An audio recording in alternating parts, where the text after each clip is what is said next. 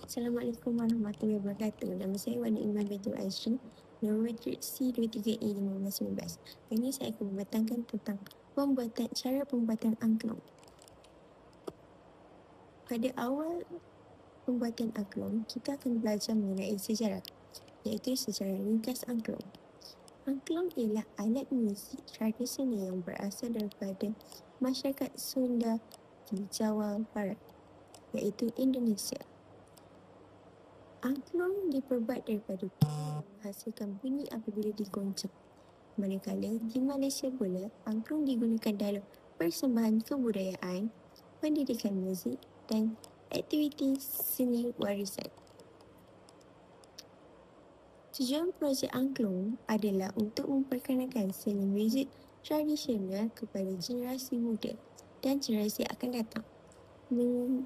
Menggalakkan kreativiti melalui pembinaan alat muzik sendiri, menyemai semangat kerjasama dan kefahaman tentang nilai budaya, menyokong pendidikan seni melalui pendekatan hands-on dan interaktif.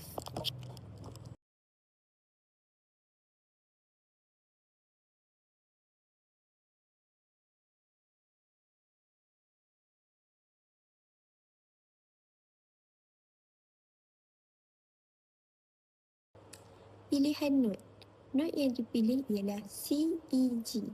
Not CEG dipilih kerana ia termasuk dalam skala C major yang mudah dan harmoni.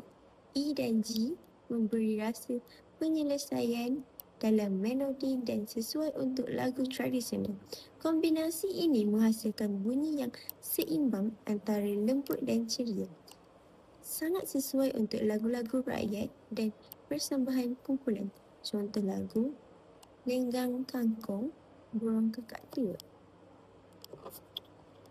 Ukuran angklung: C 27 cm, E 24 cm, G 21 cm. Diameter buluh 1.5 ke 2 cm. Jarak antara buluh dan bingkai iaitu 1 cm. Bingkai kayu lebar 15 cm dan tinggi 30 cm. Peralatan dan fungsi: gergaji kecil memotong buluh mengikut ukuran. Pisau tajam membentuk hujung buluh. Manakala pita ukur menentukan panjang dan diameter buluh. Kertas pasir melicinkan permukaan buluh untuk mengelakkan luka dan bahan kegunaan. Buluh saiz kecil ataupun saiz sederhana. Badan utama angklung: tali nilon atau rotan mengikat bahagian buluh.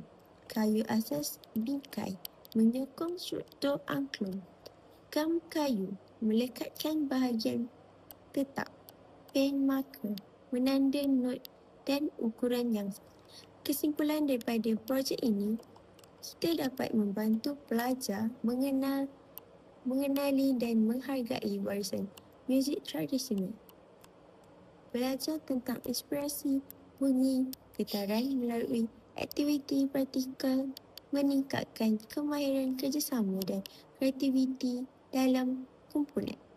Sekian, terima kasih. Terima kasih kepada Cik Awi.